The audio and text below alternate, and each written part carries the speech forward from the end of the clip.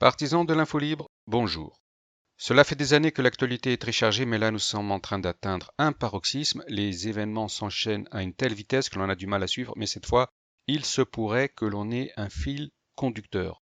Donc voici ce qui se passe, regardez les infos que j'ai récoltées sur mon fil Twitter ces derniers jours.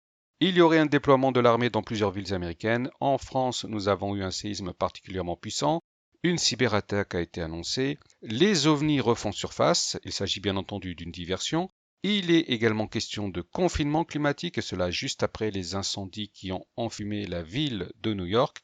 Et on parle aussi d'un événement perturbateur qui nécessiterait que des sénateurs s'équipent de téléphones satellitaires, et tout cela sur fond de dédollarisation. Et enfin, dernière info, l'inversion des pôles du Soleil, la vidéo est déjà sur YouTube.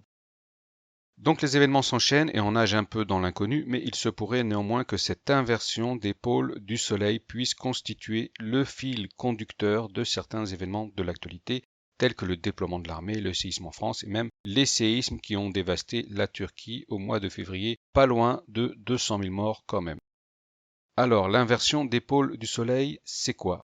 Il s'agit simplement de l'inversion de la polarité du Soleil. Cela se produit en principe tous les 11 ans. Il s'agit d'un cycle naturel, mais ce que l'on ne dit pas, c'est que cela entraîne des répercussions sur Terre. Les tempêtes solaires font partie de ces répercussions. Nous avons déjà connu 2 ou 3 éjections de masse coronale de classe X, et 2 fois cette année, des aurores boréales sont descendues jusqu'en France. J'en ai déjà parlé, ce que je n'ai pas dit, c'est que ces orages magnétiques causent des problèmes, surtout dans les pays nordiques. Des réacteurs nucléaires ont dû être stoppés, et pour des avions de ligne qui passent par le cercle polaire arctique, c'est également problématique. Il y a des radiations qui sont nocives pour les passagers. Alors cette inversion des pôles magnétiques du Soleil devrait se terminer au mois de juillet, mais il semblerait que la Terre soit également en train de connaître une inversion de ses propres pôles magnétiques.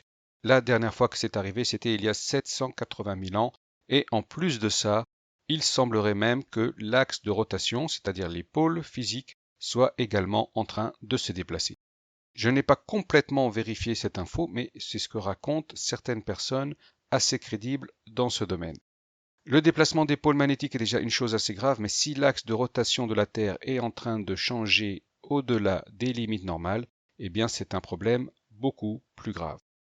Maintenant, regardez ce que l'on appelle la résonance de Schumann. Voici une image prise il y a quelques jours. Il s'agit de la fréquence vibratoire de la Terre et on n'a jamais vu de telle courbe. Il se passe quelque chose. La Terre est en train de vibrer et c'est certainement à cause du Soleil. Il y a beaucoup de gens qui depuis quelques semaines connaissent des vertiges et de la fatigue. Je pense qu'ils sont affectés par cette nouvelle vibration. Donc voilà, c'était une petite vidéo pour souligner un éventuel fil conducteur derrière certains événements. Si l'armée américaine se déploie, si l'on continue à vouloir mettre la population sous contrôle, si les élites se préparent au pire, y compris à une rupture des réseaux de communication, peut-être que c'est à cause de l'inversion des pôles du Soleil et qui serait peut-être suivie par celle des pôles de la Terre. L'inversion des pôles du Soleil est tout à fait réelle, ce n'est pas une théorie complotiste, mais curieusement, cette fois, les médias n'en parlent pas. Et par contre, l'éventuelle inversion des pôles magnétiques de notre planète est encore à l'état de rumeur. C'est une info à vérifier, je ne peux pas tout savoir, mais si jamais cela arrive, il y aura des effets au niveau de la vie animale, mais également au niveau des télécommunications, des réseaux électriques, de l'Internet, et il faudrait s'attendre à un niveau élevé de radiation nocive pour la santé, et en fait, toute la société serait affectée par ce phénomène. Ce serait alors le chaos total, et alors on aurait cette grande réinitialisation tant espérée par certains. Voilà ce que l'on peut dire aujourd'hui à partir des maigres infos dont nous disposons. Mon conseil est de rester calme, de se renseigner et de se préparer à toutes les éventualités. Sur ce, je vous dis au revoir et à bientôt.